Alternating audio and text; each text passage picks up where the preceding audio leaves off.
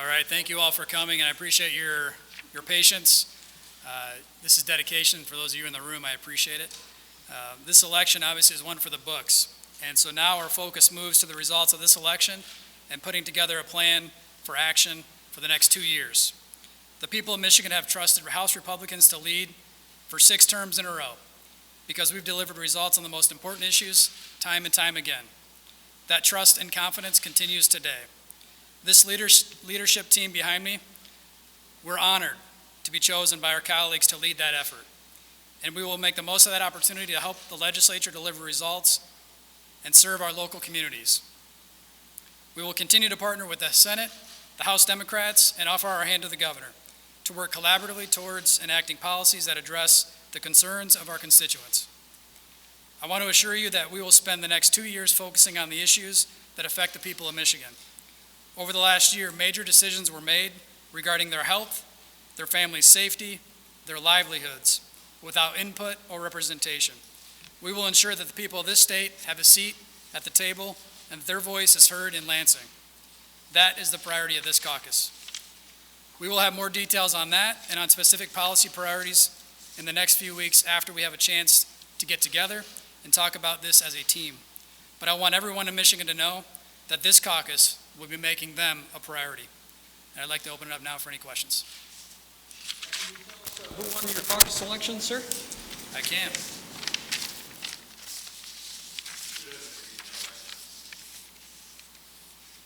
So we have our Speaker Pro Tem, Pamela Hornberger. Our Associate Speaker Pro Tem, Sarah Leitner. Our other Associate Speaker Pro Tem, Brad Paquette. Our Majority Floor Leader, Ben Frederick. Our Assistant Floor Leader, Ann Bolin. Our other Assistant Floor Leader, Julie Calley. Our Caucus Whip, Andrea Schroeder. Our Chief Deputy Caucus Whip, Jack O'Malley. Caucus Chair, Matt Hall. And Caucus Vice Chair, Member-elect Andrew Beeler. And I was elected as Speaker of the House.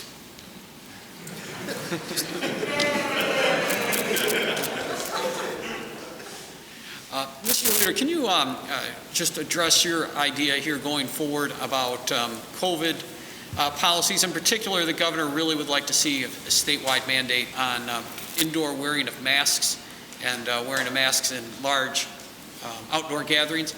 I don't know if you've got any just kind of some personal thoughts, but obviously that's kind of like the big issue right now. Yeah, and I'm looking forward to working with the Senate Majority Leader and the governor on that issue and other COVID policies. We've put a plan in front of the governor back in April. We've continued to extend that hand to the governor over several months.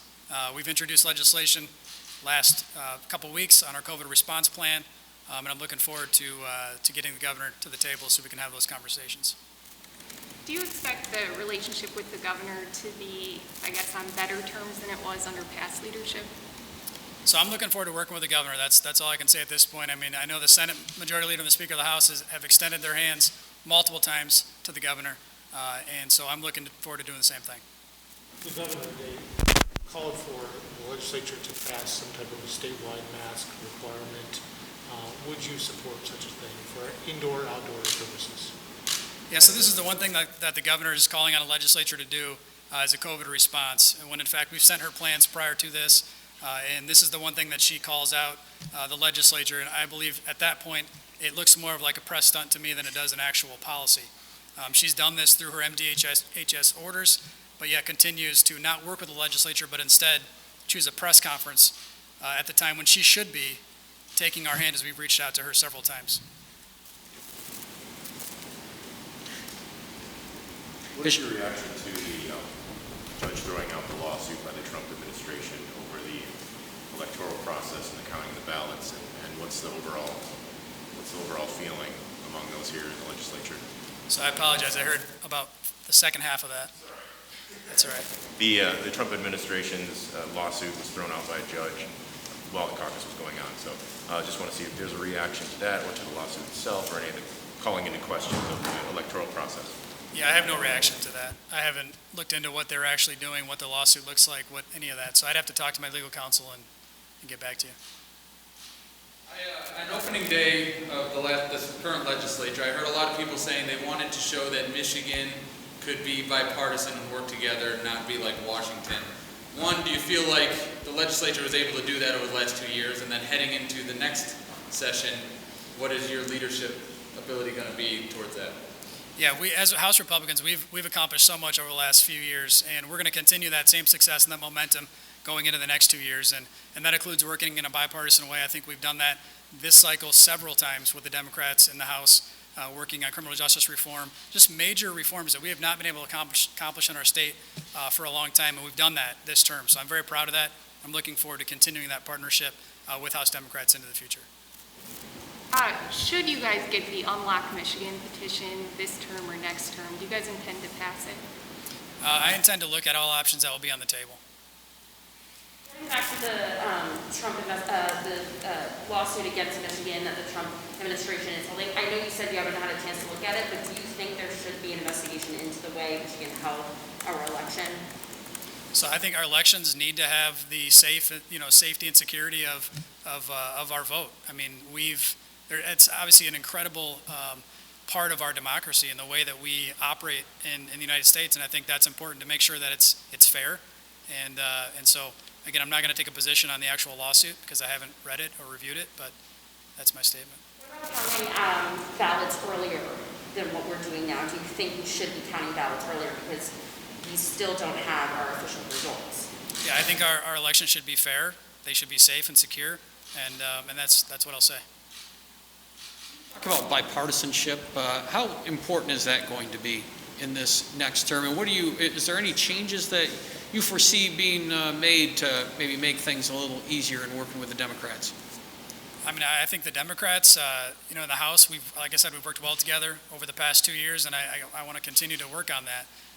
It's going to be obviously as important as what it was this cycle to do it again next cycle. What do you want to see happen? Sorry, I couldn't hear that. What do you want to see happen during your tenure? So, I mean, right now we're gonna focus a lot on the grassroots policy development that we've done over the last 2 years as well. There's lots of things we can accomplish in the healthcare area, whether it be mental health, overall health, access to care, things like that. But like I said, I want to get a policy development committee started soon, where the folks behind me are a big part of that in our caucus. Obviously, the state trusted now us again for the 6th term in a row to lead this state on the policy front, and we're going to take that very seriously and develop a committee where we can actually look at some of those issues more in detail and start introducing that policy beginning of next year. One of the things that I'm sure the government will be pushing for in lame duck session is an extension of the unemployment benefits. The 26 weeks extension expires December 31st. Is that something you would support? So, like I said, I'm going to look at all options that are on the table, and it's going to be a caucus decision. It's not just the Speaker of the House or Speaker-elect, or it's the entire caucus. So all those options are on the table. Happy to look at whatever is approaching. How would you describe your leadership style? So quiet, confident, and I like to bring the team along. So I'm not going to be the one that's out cheerleading and giving the rah-rah speeches, but I feel like we've gained a lot of support, not just for me in this caucus, but the people behind me. That's why our leadership elections lasted as long as they did, because there are many people in our caucus that want to serve in capacities for the state, and the people behind me were entrusted with the caucus support, and I know that's going to bode well for the state of Michigan. The Capitol Commission has expressed interest in coordinating with the legislature about guns in the Capitol. What are your thoughts on the topic? So say that again. The Capitol Commission has expressed interest in coordinating with the legislature on what to do about guns being allowed in the Capitol. What's your take on it? Should guns be allowed in the Capitol, or to what degree? Yeah, so the Senate Majority Leader and the Speaker of the House are working on that issue as we speak. So I'm looking forward to get caught up on that and figure out what compromise or what they're looking at with the Capitol Commission. How do you tell a person about whether people should be able to open carry or conceal carry? I believe that your constitutional Second Amendment, your right, is very important. And like I said, I'm looking forward to the Speaker of the House and the Senate Majority Leader working with the Commission on a compromise. What do you You're going to prioritize first in your new role. We were talking about guns in the Capitol. What do you think is going to be one of your top priorities? So one of my top priorities is getting a policy committee together to figure out what issues that we've had obviously 58 members elected into the House as Republicans, and I want to make sure that every one of those members have a voice at the seat of the table to make sure that their issues that they've learned about through their campaigns and through their terms, what those issues are in those districts, to bring them to the table and have those discussions. So I'm looking forward to getting that. We're going to focus a lot on the comprehensiveness of that team and that plan. But I mentioned one, healthcare being one. I think ethics reform being another. Personally, I'm just talking for myself. Those are two issues that I think, from an umbrella standpoint, there's many things that fall under those that I think we can look at as a caucus. Those are two particulars. So in the last two elections, the voters of Michigan elected Joe Biden, Gretchen Whitmer, two U.S. senators who are Democrats, and yet the Republicans have maintained a 58-52 majority in the state House. How do you account for that? It's the people behind me. It's the representatives that truly represent their districts and the people of Michigan. And I think that's why they keep sending us back to the House. We are the people's chamber, and their voice is being heard by our leadership and how we represent them. That's why we're back, and again, in majority. Do you think people split their ticket to vote for you? Absolutely.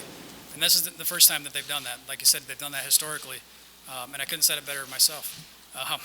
They've elected us time and time again, like I said, because we provide that leadership and that policy making that they like. Going into the late session, there has been some interest from members of doing something, property tax relief for the businesses that were shut down for 6 months. There already was a veto of the governor for delaying their tax payments. So how do you feel about that issue? How do I feel about the veto or the issue? The issue of maybe giving them some kind of a relief for the time that they were shut down, or maybe even longer. Yeah, I mean, I think obviously any way we can help our businesses and our employees and people that have worked through this pandemic, who have struggled through this pandemic, is obviously going to be a top priority of the House, to ensure that we're providing that support to our business owners, to the employees, to people that have been working through this, and those that have been struggling through it, whether their businesses are closed down, or employees that run unemployment, that are still struggling with unemployment. That's going to be a top priority. So are you going to reach out to the governor, or do you feel like it's her job to reach out to you as far as like getting that first get-to-know-you meeting going? We have that scheduled already. We do. When's that? Publish my calendar after this. I'm sorry, was that a serious question? No, I'm looking forward to working with the governor. I'm working forward to communicating with the governor. I think that's critical.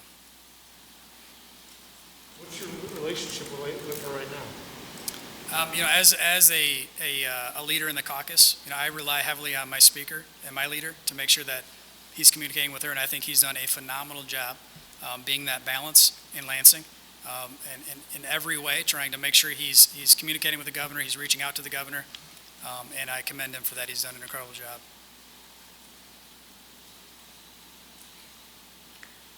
Maybe one or two more? I guess, does it say anything that the last few speakers, 3 of the last 4, I guess, maybe some more if you want to stretch it, are from more rural areas and maybe not the city centers that you would expect leadership to come from? Yeah, it's a good question. I don't think that goes into consideration when they're electing the next speaker. I think it's just maybe coincidence. Okay. Do you plan on making an announcement on the next appropriations, Chair? That'll be soon. Next week or so? Soon. Just trying to nail down the definition of soon, that's all. That's all right. Be soon. All right, thank you.